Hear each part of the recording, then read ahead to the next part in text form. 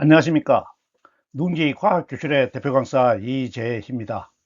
누룽지과학교실은 대학에서 전공 공부를 하기 전에 갖추어야 하는 자연현상과 생명현상에 대한 기본적인 지식을 논리적이고도 체계적으로 전달하고 있습니다. 오늘 강의 주제는 전자기파의 분류입니다. 지금까지 전자기파에 대한 강의를 7번 해왔네요. 그래서 이번에 8번째인데 오늘 강의가 마지막 강의가 되겠습니다. 전자기파는 물리든 화학이든 생명과학이든 어떤 과학을 하든 아주 중요한 파트입니다. 그러므로 지금 화학 강의를 하다가 약간 벗어나서 전자기파 강의를 하고 있는데 어쨌든 잘 이해하시고 부족한 게 있으면 여러 번 공부하셔야 됩니다. 먼저 파동의 성질을 간단히 복습하고 가도록 하겠습니다.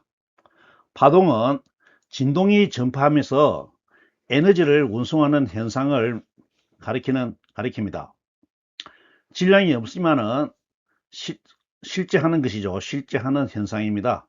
그리고 에너지 외에도 힘을 작용하므로 운동량도 전달하고 있죠. 그러므로 파동은 진동을 전제로 하여야 됩니다. 진동이 없는 파동은 없습니다. 그리고 이때 에너지를 전달하기 위해서 에너지를 이동시키는 거죠. 운송하기 위해서 매질이 필요하게 되는데 탄성파는 이렇게 매질이 필요한 파동을 탄성파라고 그러고 여기서 다루고 있는 전자기파는 공간에 매질이 없이 공간에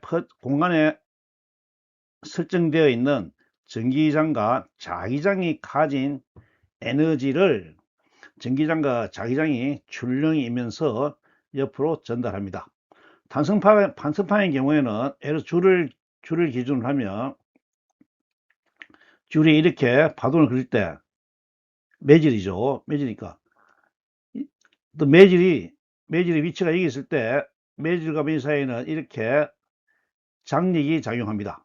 이 장력이 전달됨으로써 에너지가 이렇게 퍼져나가는 것이죠. 즉 매질이 가지고 있는 역학적 에너지, 운동 에너지와 위치 에너지를 합쳐서 역학적 에너지가 이 장력을 통해서 장력의 힘의 작용을 통해서 계속 이동해 가는 것입니다. 그런데 전자기파는 이런 매질이 없죠. 매질이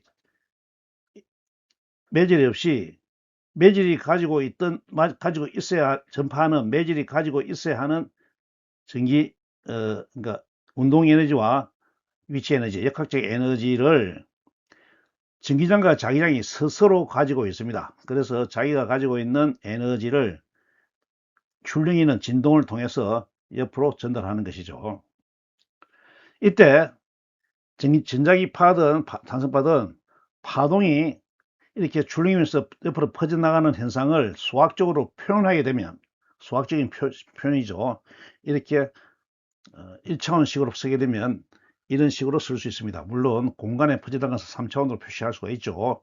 3차원 벡터를 확대하면 됩니다. 여기서 알다시피 변수가 한 개가 아니고 두 개입니다. X는 전자기파가 퍼져나가는 공간에 대한 변이를 나타내는 거죠. 변이. 그리고 T는 시간인데 시간은 진동을 전제로 한다고 하였죠. 진동하는 현상에 구속되는 시간입니다. 물론 이 시간과 공간을 퍼져나가는 변이도 시간이 이중으로 작용하고 있죠. 이 두 개의 관계식이 여기에 사인 함수에 위상으로 표시되어 있습니다.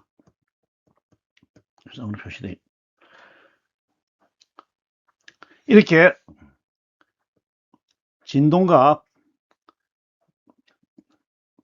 진동이 파동이 되어서 퍼져나갈 때 파동 안에 들어있는 진동 요소는 A 진폭이 있고 진동수 F가 있습니다. 그리고 가속도 오메가가 있죠. 그리고 주기 t가 있습니다. 이 네 가지 물리량은 진동에 종속되는 물리량입니다. 그러므로 진동이 파동으로 퍼져나갈 때 파동 현상을 나타내는 물리량이 별도로 있어야 되겠죠. 파동 현상을 나타내는 물리량으로는 파장과 속도가 있을 수 있습니다. 물론 파장은 마루에서 마루까지 또는 골에서 골까지 같은 위상이 점에서 같은 위상까지죠. 이 길이죠. 이 길이를 우리가 람다라고 표시할 수 있습니다. 기호로 문자 수죠. 람다로 표현하게 되면 1초에 이는 진동을 F분 하게 되면 F분만큼 이렇게 이동하게 되겠죠. 그래서 1초 동안 나아가는 변이죠. 속도. 속도 V 전자기파인 경우에는 C는 람다를 F분 곱한 것이 됩니다. 그래서 V 이꼴 람다 F, C 이꼴 람다 F의 식이 성립하는 것이죠. 이해가 됩니까? 외우는 것이 아닙니다. 그리고 이때 진동과 파동이 같은 동일체로서 움직여야 되는데 그때 연결하는 것이 파수입니다. 파수는 파수를 만들어서 개는 게 아니고 람다분의 2파이라는 변수를 K로 치환한 겁니다. 치환한 것이고 이때 이 의미를 봤을 때 2파이는 차원이 없는 수니까 2파이가 한 번 진동하는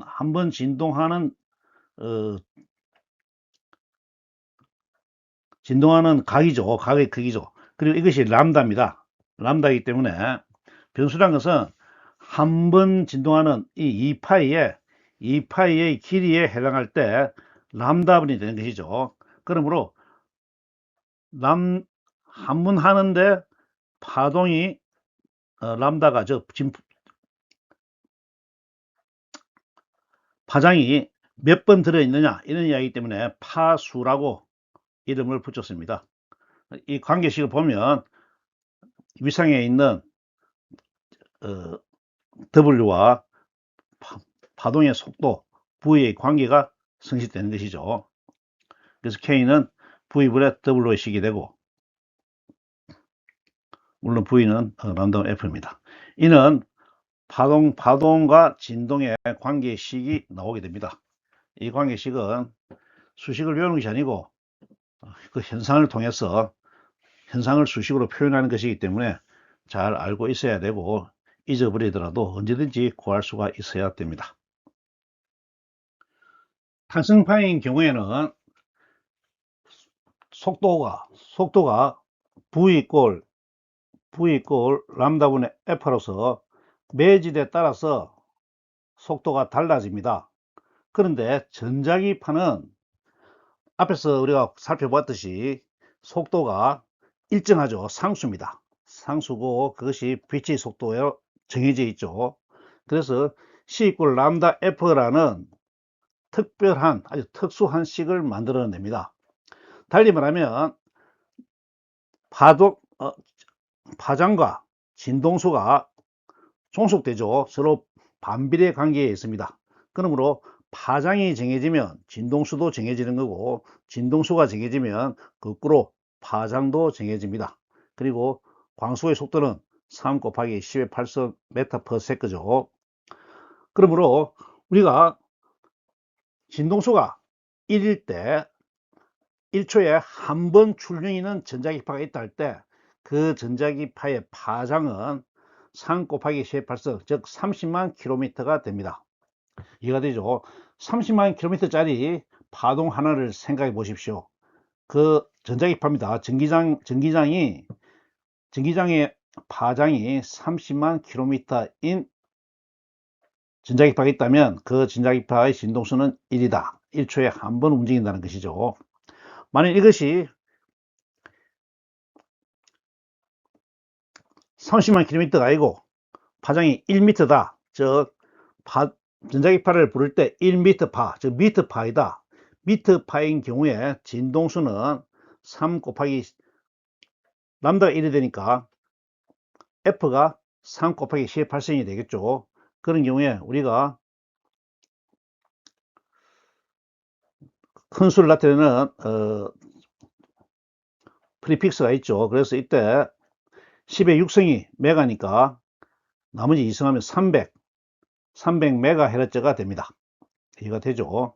그리고 센티미터파인 경우에는 10의 마이너스 2승을 더해야 되니까 3 곱하기 10의 10승이 됩니다. 파장이 그만큼 짧아졌기 때문에 진동수는 늘어나야 되죠. 10의 10승이 되고 10승은 10의 9승이 기가니까 30 기가헤르츠가 됩니다.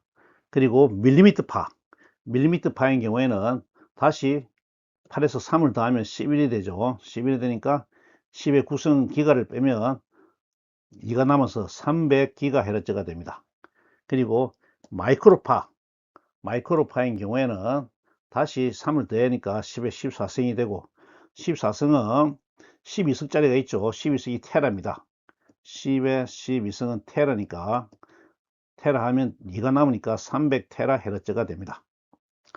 그리고 나노메타, 우리가 앞으로 많이 쓰게 될 나노메타인데 나노는 10의 9승이죠. 10의 마이너스 9승이니까 다시 3을 마이너스 17승이 됩니다. 그 10의 15승이 엑사입니다. 엑사. 10의 15승이 아니죠. 이 틀렸네요. 10의 15승은 잘못됐습니다. 10의 18승이었으니까 10의 15승은 페타죠. 그러니까 10의 15승은 페탐으로, 이 페타로 바뀌어야 되죠. 페탐으로 300 페타헤르츠가 되겠습니다. 참고로 10의 18승이 엑사입니다. 엑사고 10의 21승이 제타죠. 제타 이렇게 나와 있습니다. 그래서 1나노메타인 경우에 진동수는 300 페타헤르츠가 된다. 그리고 헤르츠는 1초당 진동수를 나타냅니다. 초당 진동수죠. 그럼 여기는 단위 시간이 들어 있습니다. 그러므로 1초에 300 페타만큼 움직인다. 즉 3 곱하기 10의 17승만큼 진동한다는 것이죠. 진동 횟수가 이렇게 진동하는데 이 횟수가 10의 17승 스케일이다. 상상이 됩니까? 그래서 우리가 전자기파가 뒤에서 한번 언급할 기회가 있을지 모르겠습니다만 이중성을 이야기할 때 이렇게 1초에 이렇게 10의 17승만큼 움직이게 되면 약간만 떨어져서 보게 되면 움직이는지 안 오는지 모릅니다. 덩어리가 되죠. 그래서 입자가 됩니다. 입자성이 강화되는 거죠. 입자성이 강화되는 거죠. 그럼 이렇게 전자기파 또는 파동은 탄성파인 경우에는 매질에 따라 달라지지만 매질이 정해지면 속도도 일정해지죠. 매질이 정해지면 일정 속도입니다. 근데 전자기파는 매질이 없이 진공에서 지나가기 때문에 진공을 매질로 생각하게 되면 그 속도도 일정해진다. 이렇게 해석할 수 있습니다만은 그것은 뭐 비유해서 설명하는 것이고 일단 전자기파는 진공에서 속도 상수다.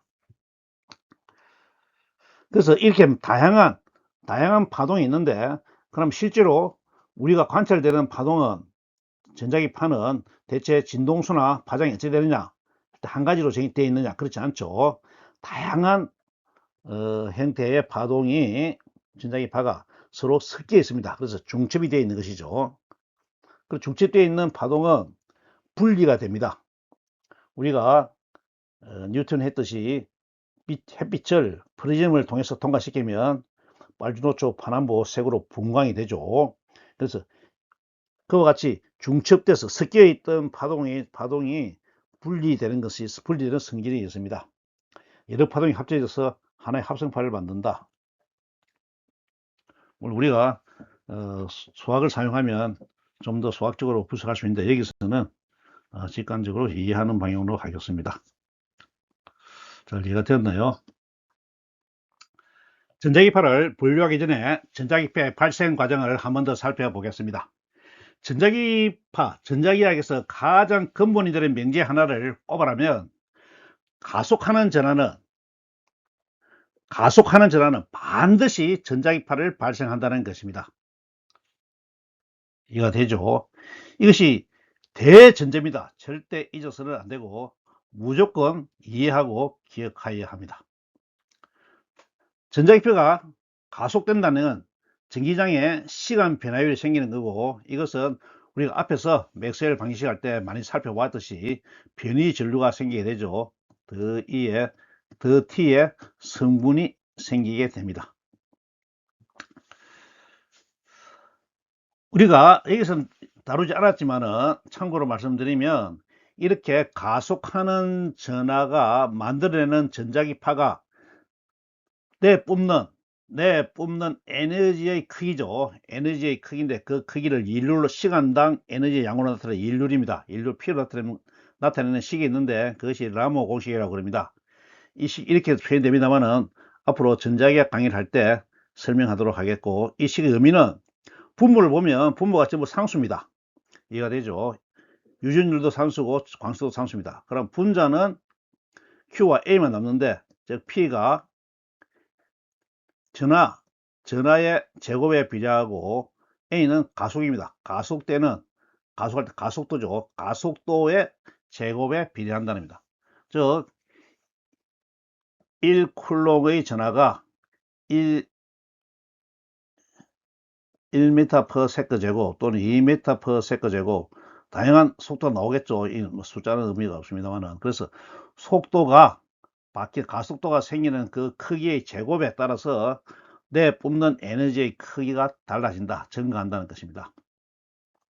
그럼 이렇게 에너지가 밖으로 뿜어 나올 때 그 에너지가 전파 방향과 각각의 전파되는 방향의 에너지 크기는 어찌 되느냐? 이 크기는 우리가 앞에서 공부한 포인팅 벡터로 나타내는 거죠. 그래서 포인팅 벡터가 이때 출렁이는 전기장과 자기장의 방향에 따라서 벡터 곱을 해서 크기를 계산할 수가 있습니다. 물론 내뿜는 에너지를 다 더하면 라모 공식에 일치해야 되겠죠. 예를 들어서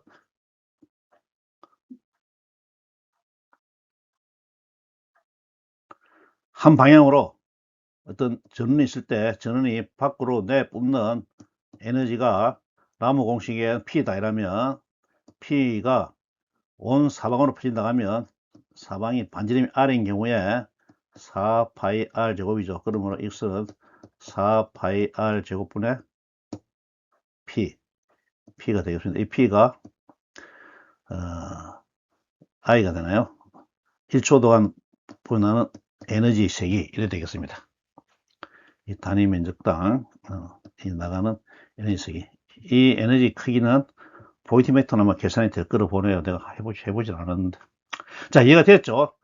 그래서 가속하는 전하는 무조건 전자기파를 발생하는데 그 세기는 라모 공식으로 구할 수 있고, 특정한 방향에 있어서의 에너지의 크기는 포인팅 벡터로 구할 수가 있습니다. 그리고 앞에서 말했듯이 전자기파는 이중성을 가지고 있죠. 듀얼리티를 가지고 있는데 파동성과 입자성, 하나는 파동의 성질이고 하나는 입자의 성질입니다. 입자일 때 우리는 그것을 포톤, 광자라고 부릅니다. 광자라고 부르고, 이때 광자인 경우에 그때 입자가 가지고 있는 광자의 에너지는 E = HF라는 유명한 식으로 만들어집니다. 이 식에 대해서도 뒤에서 우리가 살펴볼 것입니다. 즉 어떤 진동수 F인 전자기파가 있을 때 그 이 진동수의 전자기파의 광자, 입자죠. 입자가 가지고 있는 에너지의 크기는 H, 이 플랑크 상수입니다. 플랑크 상수죠. 이게 10의 마이너스 34승 정도 되는가요? 4승이죠. 이런 아주 작은 수입니다. 숫자보다도 의미를 보면 F가 1이면 H죠. H는 뭡니까? 1일 때, 진동수 1일 때의 에너지가 됩니다. 그러니까 이거는 최소한 에너지 단위죠. 이거는 에너지의 단위가 됩니다. 단위, 상수죠. 상수. 진동수 하나에 해당되는 에너지의 단위로 이해하면 되겠습니다. 물론 이것은 C가 람다분의 FB로 갈았으면 람다분의 C가 되죠. 그리고 2파이분의 오메가 이 식이 어찌 되는가요?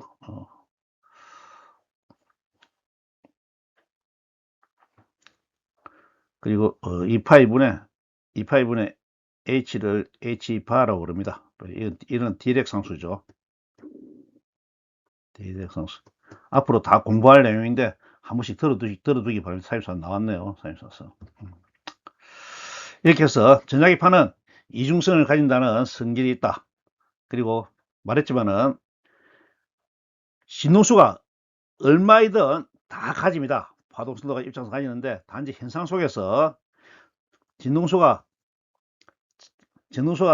적으면 파동이 이렇게 움직이죠. 이럴 때는 입자의 성질보다는 파동의 성질이 더 잘 드러난다 이런 이야기입니다. 그리고 진동수가 많을 때 아까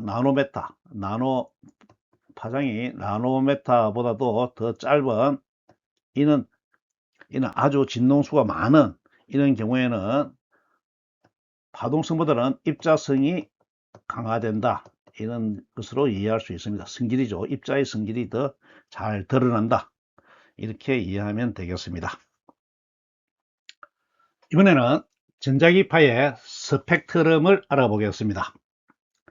존재하는 모든 전자기파의 진동수 또는 파장을 한목에 뭉뚱뭉뚱거려서 다시 진동수나 파장별로 쭉 펼쳐 놨다 생각하면 됩니다. 그 펼쳐놓은 스펙트럼이죠. 이 스펙트럼을 보면 스케일이 미터, 그 다음에 밀리미터, 마이크로메터, 나노메터, 피코메터, 펜토메터 이렇게 되어 있습니다. 밑에 앞에서 잠시 언급했던 그 스케일을 나타내는 접두사죠. 접두사를 적어 놨습니다. 참고로 적어 놨는데 한번 볼까요? 테라바이트는 잘 아니까 피코는 크기는 피코입니다. 피코, 엑사, 제타 이렇게 되죠. 그리고 작은 스케일은 우리가 나노 시대, 나노죠. 나노가 10의 나노 피코입니다. P는 피코, 이는 펜토, 핵의 스케일이죠. 핵의 스케일이고, 아토. 이렇게 됩니다. 참고로 하시고요. 지우지 않겠습니다. 그래서 피코메타, 펜토메타까지 되어 있습니다. 되어 있고, 물론 크기로는 킬로메타, 1메가메타죠. 메가메타입니다. 이 선 하나가 10을 나타냅니다. 그리고 여기에 화려한 컬러로 되어 있는 부분이 있는데 이 부분이 무지개색이죠. 비저블 스펙트럼, 가시광선입니다. 우리가 말하는 눈에 보이는 광선이라는 뜻이죠. 가시광선. 파장이 400나노메타부터 750 되어 있는데 우리는 편의상 750으로 하지 않고 색을 바꿔서 800으로 하겠습니다. 800나노메타로 하겠습니다.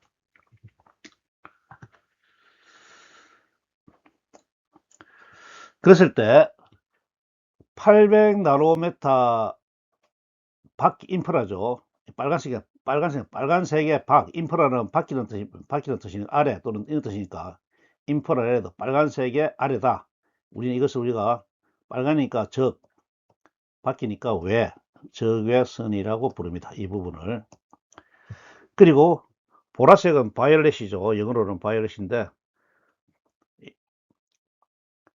에너지가 크죠. 앞에서 우리가 E 이꼴 HF 했을 때 진동수가 크면 에너지가 더 크죠. 광자의 에너지가 크니까 바이올렛이 더 큽니다. 입자 하나가. 그래서 울트라, 더 크다. 더 커서 울트라 바이올렛이 우리가 늘 쓰는 UV가 여기서 나오는 것이죠. 그래서 바이올렛보다 자색이다. 자색보다도 밖에 있으니까 자외선이라고 부릅니다. 그래서 가시광선 밖은 자외선과 적외선으로 이루어져 있고, 그 가시광선의 파장의 범위는 400나노미터에서 800나노미터 정도다. 이렇게 스케일을 이해하시기 바랍니다. 그러면 전체 스펙트럼 선에서 보면 400에서 800나노미터니까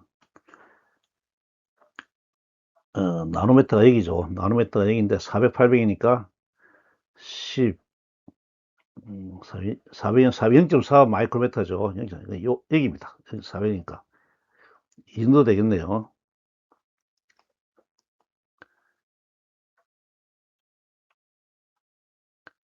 이 좁은 범위가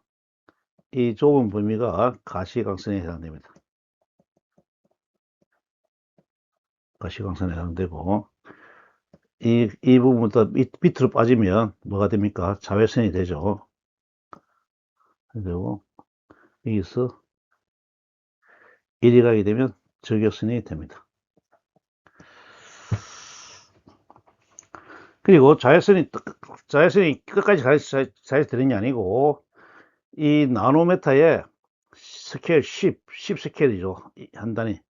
이 부분까지만 자외선입니다.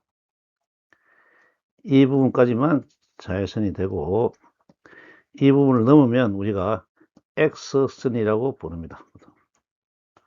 X선이라고 부르고, 그 X선을 넘으면 우리가 감마선이라는데, X선의 범위가 어찌 되나요? X선의 범위가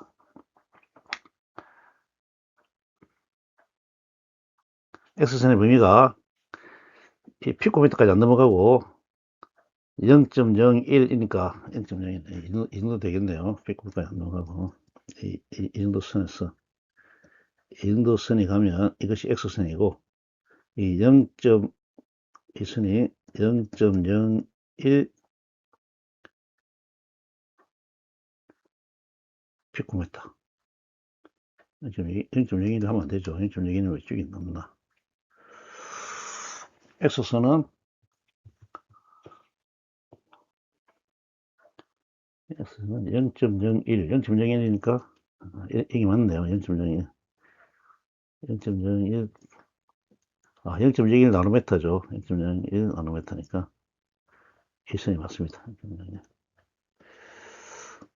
0.01 나노미터 또는 10피코미터죠. 10피코미터. 이까지고, 이렇게 넘어가면 이걸 우리 감마선이라고 분류합니다. 물론 이 경계선이 칼같이 정해지는 것이 아니고, 뒤에서 설명하겠습니다만은, 그러니까 만들어내는 이 전자기파를 만들어내는 파원에 따라서 분류되기 때문에 이 경계선은 당연히 겹치게 되겠죠. 겹칩니다만은 우리 편의상 스케일을 이해하기 위해서 이렇게 딱딱 떨어지는 경계선을 가지고 분류하려고 그럽니다. 이해가 됩니까? 이제 구체적으로 이 스펙트럼, 여기 있죠. 적외선은 우리가 보통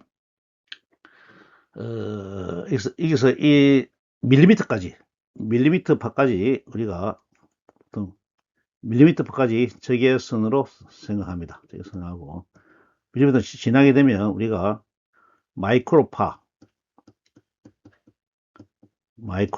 플러스 라디오파라고 부르는데, 합쳐서 이걸 우리가 전파라고 그러죠. 그러므로 밀리미터파를 지나면 전파가 됩니다. 전파가 되는데, 전파를 세분하게 되면 마이크로파와 라디오파로 나눌 수가 있다. 마이크로파는 일반적으로 다시 큰 스케일로 메타까지 나눕니다. 메타파. 쳐질까요? 메타파까지가 마이크로파고, 메타파를 넘으면 라디오파다 이렇게 이해하겠습니다. 큰 스케일로 구분합니다. 큰 스케일로 이해가 되죠. 이건 꼭 명확한 게 아니고 이 정도의 스케일을 가지고 이해하면 된다. 이렇게 이해하면 되겠습니다. 앞에서 설명한 내용을 표로 정리해 놓았습니다. 한번 살펴보시기 바랍니다. 정확한 숫자보다는 스케일의 어떤 정도에 대해서 이해하는 것이 중요하죠.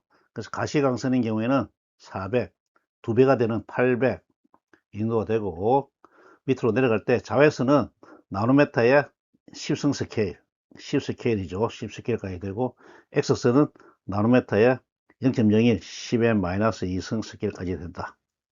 그리고 그 밑으로는 감마선이라고 그런다 하는 겁니다. 그 적외선은 800 이상이니까 밀리미터까지 적외선이 되고, 마이크로 파트는 미터까지, 미터보다 큰 것은 라디오파라고 그런다. 이 두 개를 합쳐서 우리가 전파라고 부른다. 이해가 됩니까? 그리고 V 꼴 C 꼴 람다 F니까 F는 계산은 나오죠. 한번 해보시기 바랍니다. 이번에는 스펙트럼을 파원별로 분류합니다. 파원별로. 파원이 뭐냐면 파를 만들어내는 근원이죠. 근원인데, 그렇게 다양한 전자기파의 진동수 또는 파장이 하나의 파원에 의해서 만들어지는 것이 아니고 파원이 다 다릅니다. 예를 들어서 우리가 가장 친근한 햇빛에는 자외선과 가시광선과 적외선을 가지고 있죠. 그래서 이 적외선 중에서도 뒤에 하겠습니다만 가까운 적외선, 가시광선에 가까운 적외선을 가지고 있습니다. 그래서 우리는 니어 인프라레드라고 그러죠. 어쨌든 이 세 가지 형태의 전자기파를 가지고 있는 것이 햇빛입니다. 이 파원이 어떻게 해서 이렇게 만들어내냐면, 원인은 하나죠. 진동하는 가속하는 가속하는 전하가 있어야 됩니다. 그래서 태양 고온의 플라즈마 상태가, 태양의 광원 표면이죠. 표면 온도가 5800K입니다. 5800K인데 높죠. 그 고온의 플라즈마 상태에서 열복사, 열이 있으면 진동하죠. 진동하면 입자가 열을 받는 운동열을 받으니까 진동합니다. 진동하니까 가속을 하고 가속해서 빛을 내는 겁니다. 그래서 이때 진동할 때 플라즈마 안에는 물질이 있는 게 아니고 원자가 있죠. 원자 또는 이온이 있는데, 그 원자와 이온 사이에는 전자전이라는 게 있습니다. 전자전이는 우리가 다음 시간 좀 배우게 되는데, 에너지 수준이 있을 때, 에너지 레벨이 있을 때 이렇게 높은 데서 낮은 데로 떨어집니다. 떨어지면 이 에너지 차이가 있죠. 이 에너지 차이가 여기서 또 움직이니까 이때 가속이 됩니다. 가속이 생기게 되고, 이 에너지 차이에 해당되는 에너지가 밖으로 뿜어 나오는 것이죠. 그래서 이걸 전자전이라고 그럽니다. 간단해 보이지만은 깊이 파보면 양자역학이 됩니다. 여기서는 뭐 이거 설명할 건 아니고요. 이 전자가 흑체 복사, 열 복사 이렇게 할 때 왔다 갔다 하면서 에너지가 높은 데서 낮은 데로 떨어지면서 가속되니까 전자기파를 내는구나, 이렇게 이해하면 됩니다. 그리고 X선인 경우에는 다음 시간에 우리가 구체적으로 살펴볼 건데, X선인 경우에도 금속에 빛을 쪼이게 되면 그 금속과 빛이 상호작용해 가지고 안에서 전자기 현상이 일어나게 되는데, 그때 그 물질을 구성하고 있는 전자가 가속하게 됩니다. 그래서 그때 가속할 때 가속되는 형태가 방향을 바꾸어서 가속이 생기므로 우리가 할 때 이름을 제동 복사로 붙였습니다. 그리고 특성 X선이라는 것은 정해진 에너지가 있는 정해진 위치에 있는 전자를 밖으로 드러내고, 다른 전자가 이렇게 자리를 메꿀 때, 이 차에 해당되는 델타 E가 밖으로 나오는 것이죠. 그래서 그런 것을 딱 정해져 있는 자리에 전자를 대칭하는 것이기 때문에 특성 X선이라 해서 부릅니다. 자세한 것은 다음 시간에서 다시 살펴보도록 하겠고요. 감마선은 우리가 핵분열, 우리가 좀 핵의 위험성을 많이 강조하죠. 그래서 핵융합은 우리가 태양의 에너지원이고, 핵분열은 원자 폭탄 같은 것이죠. 원자로. 상소멸은 마이너스 전하와 플러스 전하가 만나서 두 개의 감마선을 만들어낼 때 나타나는 현상입니다. 이것은 제일 쉬운 것은 빅뱅 과정에서 나타나는 거고, 현상 속에서도 꾸준히 일어난다고 그러죠. 근데 일단 빅뱅 과정에서는 명확하게 일어난다고 이해합니다. 그래서 이때는 핵이죠.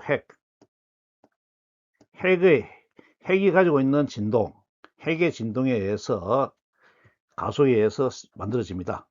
이때 만들어지는 에너지 크기는 E 이꼴 mc 제곱에서 질량 감소이죠. 질량이 줄어든 만큼 에너지가 밖으로 나오게 되는데, 이 에너지가 워낙 크기 때문에 E 이꼴 hf 같이 워낙 크니까 F도 엄청 커집니다. 그래서 감마선에 해당되는 진동수를 낸다, 이런 이야기가 됩니다. 진동하는, 가속하는 전하의 상태가, 감마선은 핵, X선은 전자인데, 전자가 가속한 형태가 제동 복사와 특성 X선이다. 그리고 햇빛은 거의 전부가 흑체 복사에 가깝다. 이렇게 되겠습니다. 그 다음 자외선은, 구체적으로 자외선을 만들어내죠. 우리가 자외선을 만들 때, 이때도 원자의 전자력이 똑같죠. 그러니까 양자역학적으로 에너지 레벨이 바뀔 때 델타 E만큼 밖으로 낸다, 이렇게 되어 있습니다. 우리가 수온 댐퍼, 방정관, 그 다음에 이거는 눈에 안 보이죠. 안 보이지만은 우리가 과학적으로 필요할 때 만들었습니다. 그리고 가시광선, 생활 속에 많이 쓰죠. LED, 형광등, 조명기구, 전부 눈으로 보이는 가시광선을 내야 되는데, 이런 것들은 전부 전자력이 에너지 레벨의 차이에 의한 에너지를 밖으로 내는 것이다. 전자죠. 전자의 작용입니다. 핵의 작용이고, 적외선은 열선이죠. 열선인데, 이는 분자입니다. 분자. 물질이 합쳐져 있죠. 원자가 모여있는 분자가 진동하게 되면, 전자와 핵이 있고 전자가 있는데, 이렇게 진동하게 되면 이것이 핵과 전자가 삼극자 역할을 하죠. 삼극자 역할을 해서 치우치니까 진동하는 결과가 나타납니다. 그래서 분자의 진동으로, 이때 나오는 진동의 크기는 작으니까 E 이꼴 hf에 의해서 진동수가 적외선이 되는 진동수가 나온다, 이런 이야기가 되겠습니다. 마이크로파는 인공적으로 만들어내죠. 인공적으로 만들어내는 장치를 마그네트론이라고 부릅니다. 통신용 반도체, 통신은 워낙 중요한데 여기서 우리가 살펴볼 건 아니고요. 그래서 장치 내 전자의 진동과 가속이다. 라디오파, 안테나죠. 안테나 만드는데 LC 진동입니다. LC 진동해서 만들어내죠. 어쨌든 이런 식으로 해서 우리가 전자기파를 만듭니다. 전자기파를 만드는 것은 전하의 가속이다. 이런 건 전하의 가속이다. 전하의 가속인데, 전하는 핵일 수도 있고 전자일 수도 있고 분자일 수도 있다, 이런 이야기가 되겠습니다. 자, 이해가 되었습니까? 이번에는 자외선의 세부 분류입니다. 자외선은 생활 속에서 많이 나오는 전자기파죠. 여기서 잘 이해하시기 바랍니다. 자외선은 10나노미터에서 400나노미터까지입니다. 즉 가시광선의 경계인 400나노미터에서 자외선계죠. 10나노미터까지 전체 범위가 자외선이었습니다. 10에서 400이니까 얼마 안 되죠, 범위가. 그런데도 이 안에 우리가 A, B, C, E, 즉 4개로 나눌 수 있습니다. 우리가 UV, A, B, C는 생활에서 썼는데 E는 극이라는 뜻이죠. 극은 익스트림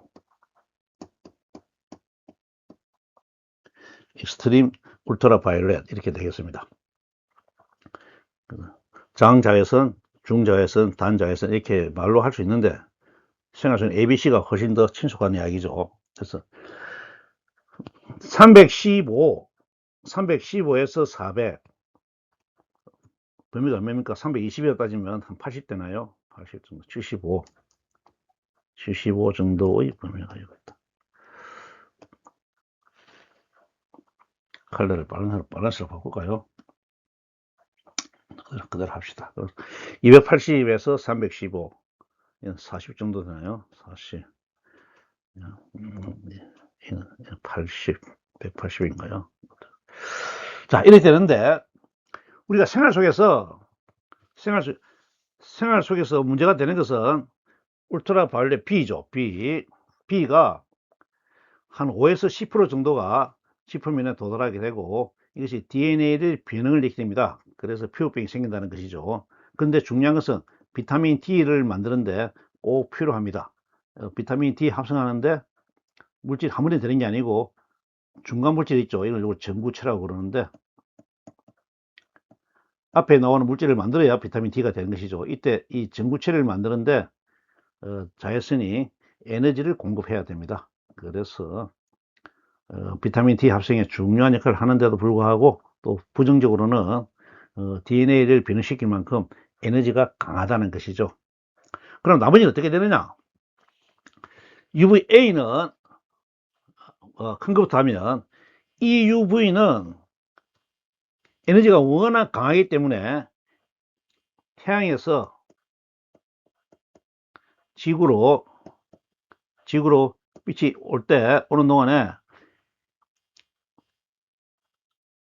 대기권 상층에는 분자가 있습니다. 질소 분자, 산소 분자, 질소 원자, 산소 원자 뭐 이런 것이 쭉 있겠죠. 수소 원자 이렇게 있는데 에너지가 강하기 때문에 이런 원자와 분자에 작용을 해가지고 작용해서 소멸됩니다. 소리되고 그때 작용한 결과 우리가 전리층을 형성해야 되죠. 전리층을 형성해야 되는데 그래서 어쨌든 이 현상을 떠나서 이 UV는 지표까지 도달하지 않는다는 겁니다. 도달하지 않는다는. 그래서 만들어졌지만은 걱정할 필요는 없다. 그리고 UVC는 통과했지만은 밑에 보면 오존, O2가 있습니다. O2를 만나게 되면 O2가 오존으로 변하는 순환회로를 그리죠. 그래서 대부분 다 흡수돼 버립니다. 그래서 완전 흡수되기 때문에 더 이상 걱정할 필요가 없다. 인공적으로 만들면 우리가 살균할 때 인공적으로 UVC를 만들어서 살균할 수가 있습니다. 그만큼 에너지 작용이 강하다는 뜻이죠. 그 UVB는 한 5에서 10% 중간에서 많이 흡수되고 도달하는데 5에서 10% 정도가 지표면에 도달한다고 합니다. 근데 아까 앞에 설명했지만은 아직도 에너지 크기가 강하기 때문에 생체와 작용하게 되면 DNA를 유전자를 변형시키게 되는데 변형시켜서 병을 일으킴으로 조심하는 것이죠. 그래서 자외선 차단제도 바르고 합니다. 그런데 또 중요한 것은 비타민 D를 만들 때 필요한 에너지를 UVB가 공급하므로 또 비타민 D를 스스로 만들기 위해서는 햇빛을 좀 쬐야 된다는 것이죠. 그리고 UVA는 오존통을 통과하기 때문에 지표면에 도달합니다. 뭐 이 정도는 인체에 해를 끼치지 않기 때문에 자연스럽게 받아들이면 되는 것이죠. 우리가 요즘 컴퓨터 이런 것을 많이 하기 때문에 자외선 차단, 블루 스크린이라나요? 블루 스크린인데 할 때 그때 렌즈를 보면 400을 보장한다 이렇게 합니다. 그때 400 나노메타죠. 400 나노메타니까 뭐 UV 자외선을 자외선 범위가 380으로 잡았을 때 380에서 400 정도 되는 파장도 잡아낸다, 차단한다, 이런 뜻으로 400이라는 글자를 많이 씁니다. 안경점에 가면. 우리는 지금 스케일을 익히는 게 중요하기 때문에 하여튼 400까지는 자외선으로 차단이 되고, 또는 블루라이트도 400까지만 하게 되면 블루라이트도 차단이 된다, 이렇게 이해할 수 있겠습니다. UV, ABC, EUV, EUV는 뭐 생활에 나타나지 않죠. 그러니까 AB에 대해서 잘 이해하시면 생활 속에서도 불편함 없이 사용할 수 있을 것입니다. 이번에는 적외선을 세부 분류하겠습니다. 적외선도 적외선 범위는 상당히 넓죠. 상당히 넓습니다. 우리가 15 마이크로메타, 오른쪽 가니까요 0.8 마이크로메타니까 800 나노메타죠. 나노메타에서 밀리미터니까 1000 마이크로메타, 1밀리미터 되나요? 밀리미터까지가 적외선의 범위였습니다. 상당히 넓은 범위죠. 이것을 크게 나누면 이것도 근, 단, 중, 장, 원 이렇게 나눕니다. 우리가 의료기기에, 요즘 건강 의료기기에 보면 원적외선을 방사해서 치료를 한다, 또는 건강을 증진시킨다 이렇게 할 때 그때 원적외선이라면 이 범위에 있는 적외선을 사용한다는 뜻입니다. 자, 그때 근적외선은 태양에서 나오는 적외선은 거의 이 정도 범위에서 끝난다고 보죠. 근적외선은. 이렇게 태양에서 나오는 적외선은 별도로 처리하고, 여기 나오는 적외선들은 전부 인공적으로 만들어 쓸 수도 있습니다. 만들어 쓸 수도 있고, 또 생활 속에서도, 자연 속에서도 많이 발생되죠. 근적외선은 우리가 일반적으로 리모컨이나 통신기기, 광통신 이런 데 사용되는 전자기파의 파장이 이 범위에 해당됩니다. 단파장은 이 N은 근이죠. 그러니까 니어입니다. 니어고, 단은 SW는 숏이죠. 숏, W는 웨이브입니다. 짧은 파장의 인프라레드 IR이다, 이런 뜻입니다. 이때는 분자, 진동수가 많지 않고 파장이 기니까 그때는 원자 단위가 아니고 분자 단위로 전하가 있으니까요. 분자 단위로 가속을 해서 만들어내는데, 우리 화학 시간에 다시 배우겠습니다. 스프링 진동이라는 것은 예를 들어서 H2다, 이렇게 CO2다. CO2 같으면 C가 있고 O가 있죠. 이러면 이 결합 관계가 이렇게 진동한다는 거다. 스프링이 왔다 갔다 하듯이 이 스프링이 진동하게 되면 분자 진동을 하게 되죠. 그래서 이때 나오는 진동수가 단파장의 적외선을 만들어내는 진동수에 해당한다, 이런 뜻이 됩니다. 그리고 고온의 열복사, 고온이죠. 열복사는 다음 시간쯤 돼서 우리가 구체적으로 살펴보게 됩니다. 근데 고온의 열복사를 하게 되면 보통 700도에서 90도라나요? 뭐 대충 이는 의미가 없습니다만, 어쨌든 이 범위에서 이 정도의 파가 나온다는 뜻이죠. 이것은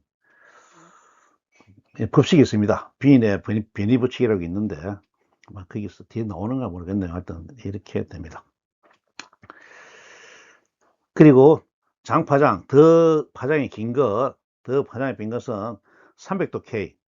300도 K면 어찌 됩니까? 우리가 K가 절대온도니까 273 더하기 27이죠. 27하면 300이 됩니다. 300이 되니까 27도. 27도 같으면 상온이고, 일반 우리 체온이 36.5도죠. 36.5도니까 생물체가 가지고 있는 온도 또는 생활 온도입니다. 생활 온도에서 나오는 복사열, 즉 열복사죠. 우리가 말할 때 온도를 가진 모든 물질은 전자기파를 웃는다. 이렇게 할 때는 열복사를 하는 것이죠. 그때 300도 K가 내면 이 정도의 파장의 적외선을 만들어낸다. 이렇게 됩니다. 그러니까 열화상 카메라는 생명체를 탐지해야 되기 때문에 이런 파장을 사용하죠. 그리고 전 원적외선은 분자의 회전운동이다. 회전운동은 도는 것이죠. 그래서 아까 이거 스프링 운동은 이렇게 왔다 됐는데 회전운동은 그 자리에서 자전하는 겁니다. 자전하는 것의 회전운동이죠. 회전운동하면 그때의 그 회전수가 아무래도 스프링보다는 훨씬 적어가지고 파장이 더 길어진다 이거죠. 그래서 원적외선을 만들어낸다. 자세한 것은 아닙니다만은 전체적인 감을 잡아보시기 바랍니다. 이번에는 마이크로파를 분류해 보겠습니다. 마이크로파는 앞에서 했지만은 1mm 파가 적외선이었죠. 적외선에서 1m까지 이 범위에 있는 것이 마이크로파였다 이렇게 얘기했습니다. 물론 진동수는 계산할 수 있겠죠. 이렇게 계산할 수 있습니다. 이 나누실 때 1mm에서 즉 참고로 이야기하면 이렇게 전파 부분에 들어오게 되면 파장보다는 진동수를 많이 쓰죠. 진동수를 많이 쓰는데 뭐 자기가 편한 대로 사용하기 바랍니다. 그래서 1mm에서 cm까지 범위를 우리가 EHF라고 분류를 합니다. 이때 F는 프리퀀시죠. 진동수고 H는 하이입니다. 하이. E는 익스트림 앞에 나온 익스트림이죠. 극이죠. 익스트림 분자를 써서 익스트림리 하이 프리퀀시 뭐라고 해야 됩니까? 극 고주파 이래야 되는가요? 고주파. S는 슈퍼 하이 극 고주파이네. U는 울트라. 다 셋말이네요. 울트라 하이 프리퀀시, 슈퍼 하이 프리퀀시, 익스트림리 하이 프리퀀시 이렇게 됩니다. 그래서 센티미터 10cm에서 1m 이렇게 나누는데 뭐 용도는 옆에 적어놨습니다만은 참고로 쓰시고요. 우리가 이 부분에서 통신을 사용하기 때문에 우리가 지금 사용하는 휴대통신, 전자통신이죠. 전자통신은 전부 마이크로파를 사용한다는 것만 이해하고 가도록 하겠습니다. 우리가 지금 5G의 시대에 살고 있다는데 보통 가짜라는 말 많이 쓰죠. 가짜라고 말하는 이유는 5G 정상적으로 하게 되면 28GHz 써야 되는데 지금은 3.5GHz 정도 사용한다고 그럽니다. 뭐 저는 자세히 알지 못하는데 그래서 5G가 부분 5G다 또는 완벽하지 않다 이렇게 말을 많이 합니다. 그래서 와이파이는 근거리로 쓰기 때문에 좀 더 파장이 긴 거로 사용하죠. GPS도 이동성이 좋아야 되기 때문에 파장이 긴 걸 사용합니다. 자, 이 정도 하고 마이크로파에 대해서도 분류를 하겠습니다. 물론 이 마이크로파는 생활 속에 쓰기 때문에 뒤에서 자세히 한번 다루도록 하겠습니다. 앞에서 잠시 말씀드렸지만은 마이크로파는 생활 속에서 워낙 많이 쓰기 때문에 여기서 간단히 정리하고 가도록 하겠습니다. 제가 자세히 아는 것이 아니고요. 가진 자료를 정리했다고 보면 됩니다. 파원에 따라서는 인간이 만드는 장치죠. 그래서 마그네트론, 글라이서트론 이런 전자를 가속시키는 장치를 만듭니다. 그리고 반도체 소자도 마이크로파를 만들어내죠. 반도체는 다이오드죠. NP 적합 다이오드 이런 것들도 다음에 기회가 있으면 한번 설명하도록 하겠습니다. 그 발생 원인은 전자에 나와 있는 전자죠. 전자입니다. 전자의 격한 진동이나 가속 운동으로 만들어낸다. 어쨌든 가속이 없으면 전자기파를 만들지 못하니까요. 상대적으로 직접성이 강하다.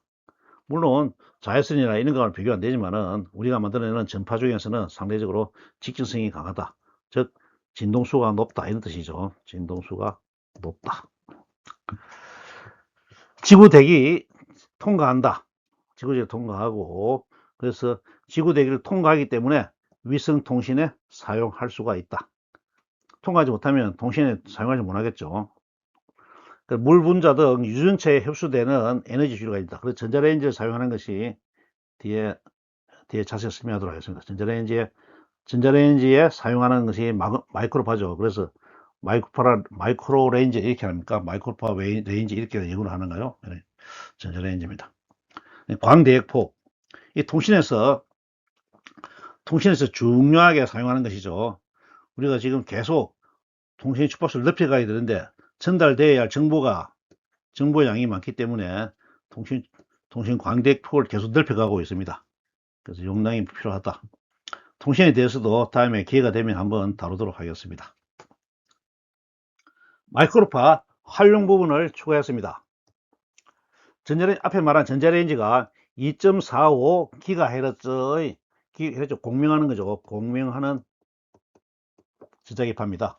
음식물 속에 물 분자가 공명하는 진동수가 2.45GHz라는 것이죠. 공명하게 되기 때문에 이 마이크로파를 흡수해서 에너지를 받는 거죠. 받으니까 열로 변해가지고 온도를 높인다 이런 뜻입니다. 레이더를 사용할 때 레이더에 마이크로파를 사용한다. 항공 관제, 기상 레이더 뭐 등등입니다. 스피드건도 마이크로파를 사용하는가 보면 통신은 정말 중요하죠. 통신은 중요합니다. GPS 정보, 위성통신, 스타링크는 뭐 GPS죠. GPS니까. 마이크로파, 천체 관측, 우주 배경 복사. 우리가 우주 배경 복사할 때 코스믹 마이크로웨이브라고 그러죠. 마이크로웨이브. 배경이 백그라운드인데, 코스믹 마이크로 백그라운드. CMBC. CMB라나? 우주 배경. CBM이죠. 코스믹 백그라운드 마이크로웨이브 이렇게 됩니다. 백그라운드 마이크로웨이브. CBM이죠. CBM. 하여튼 이때 우주배경 복사의 진동수가 마이크로파에 해당한다. 생활 속에 아주 친숙한 통신 부분을 추가로 정리하도록 하겠습니다. 이동통신 부분입니다. 낮은 주파수 대역은 AM, FM 라디오를 사용하고 새로운 통신은 비어있는 고주파 마이크로 영역을 확대한다.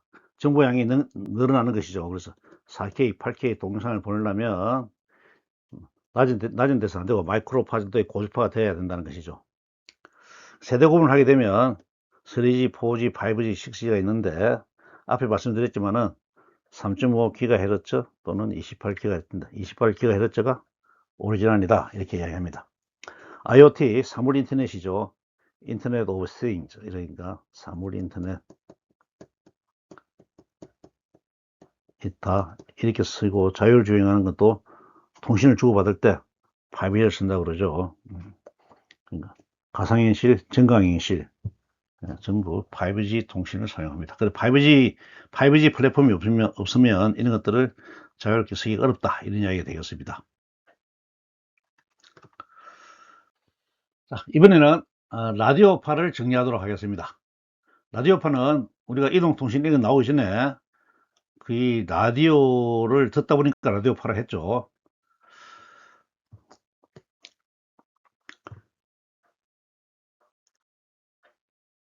AM 라디오, FM 라디오를 듣다 단파 방송 또는 뭐 VHF 이런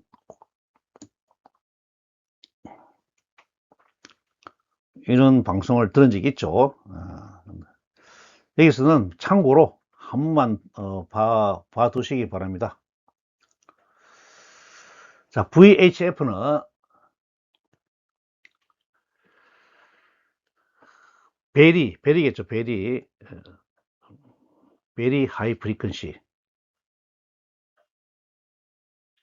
베리 하이크리죠. 이 진동수 높은 거죠. 진동수가. 진동수가 높은 겁니다.